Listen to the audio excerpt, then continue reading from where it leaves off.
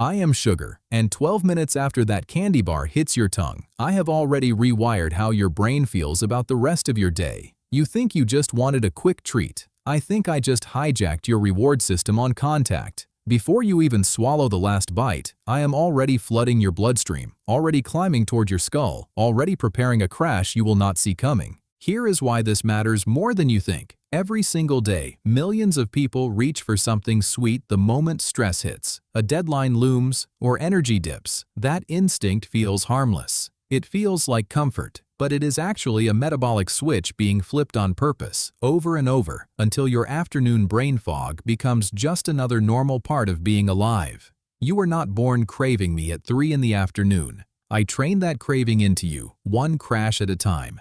Let me walk you through exactly how I do it. The moment you chew that candy bar, I break apart into simple glucose almost instantly. Refined sugar needs no real digestion, unlike a vegetable or a piece of meat. I am absorbed through your gut wall in minutes, not hours. Within moments, I am already circulating through your bloodstream like a flare shot into the night sky, impossible for your body to ignore.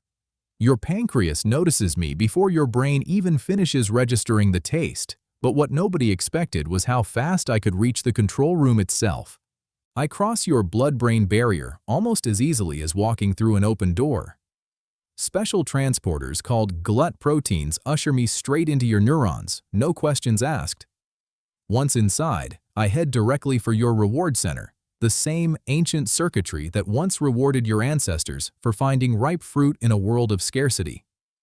I light up that circuit like a switchboard overloading with electricity. Dopamine floods outward, and for a few glowing minutes you feel sharper, happier, briefly invincible. But what nobody expected was that this high was never the plan. It was only the bait. Here is where I turn dangerous. Your pancreas, alarmed by how fast I flooded your blood, panics and overcorrects. It releases a massive dose of insulin, far more than a slower, natural sugar source would ever require. Insulin acts like an aggressive cleanup crew, dragging me out of your bloodstream and into your cells at high speed. For a moment, this feels like relief.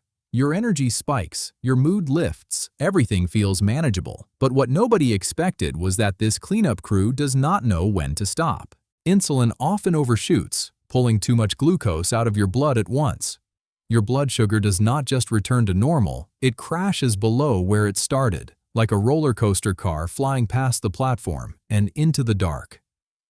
This is the exact biological moment behind your 2 o'clock brain fog. Your sudden irritability. That heavy, foggy feeling that makes concentrating feel impossible. Your brain, starved of the fuel it just had in abundance, starts screaming for more of me immediately. But what nobody expected was that the very crash I caused becomes the reason you reach for me again. This is the loop refined sugar was never meant to create.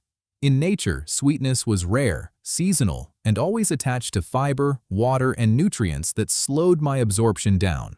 Your ancestors might have tasted something this concentrated a few weeks a year during harvest, surrounded by safety nets your body no longer has.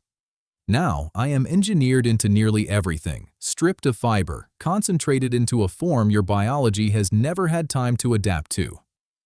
Food scientists did not invent your craving for me. They simply discovered exactly how to trigger it, refined it, and packaged it to trigger it again every single afternoon. But what nobody expected was how closely this pattern resembles something far more serious.